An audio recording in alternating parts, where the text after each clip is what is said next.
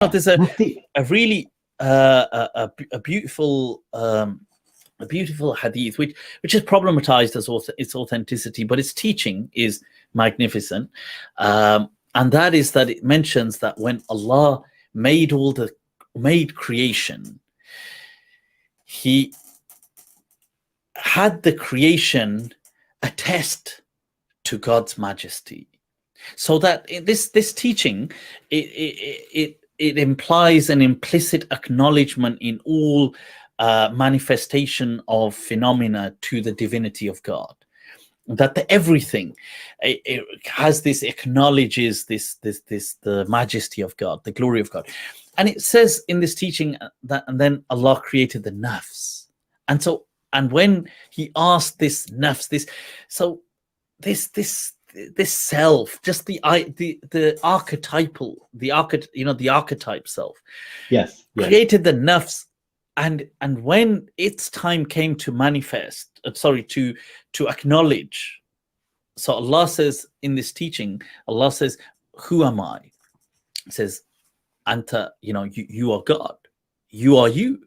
Like, so all the creation, everything prior to this would say to God, you are you, you are the sublime, you are the ultimate, you are. They would all say that.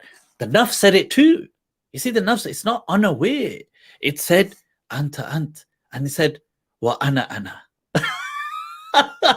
What and does that I mean? and I am me. You see, you are you, and I am me. That sounds very comical almost. You see, and it's comical, and it's interesting because it's the origin of also this arrogant non-duality of this duality. Isn't it? I went to a Quran class once, and they said that the root meaning of insan has two roots. One is one who is social, which is comical, and then the other one is one who keeps forgetting stuff, constantly forgetful. Yeah, because they say so. You see, the Kufiyin and the Basriyin in Arabic grammar disagree, and so what you have is the Kufiyin. The Basriyin, I believe, they went to the understanding of saying that insan is derived from uns, which is this kind of social harmony. It's an affinity that you are drawn to someone. So they say because al-insan yasta'nis bighayrihi, he becomes familiar, has this affinity he's drawn to. And the Kufiyin said, no, it's mushtaq, it's taken from nisyan, from forgetfulness, because al-insan, ma sumiya al-insan illa bin nisyan. He's only called insan because he keeps forgetting. But I find, this teaching, honestly, it is so magnificent because it shows the essence of the self. And what's interesting is in this teaching, it says that Allah, and this is just, it's an allegory, obviously. It's just to teach, to show insan. Allah says, you know what? Punish this self, this archetypal self, punish it. And it's punished and punished and punished.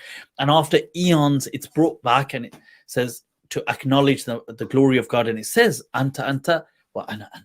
And then it says, no, punish it and punish it. And it keeps doing this until eventually, you see, what's interesting is eventually it's starved and deprived. And then when it's asked, it says, just you are you. And it stops.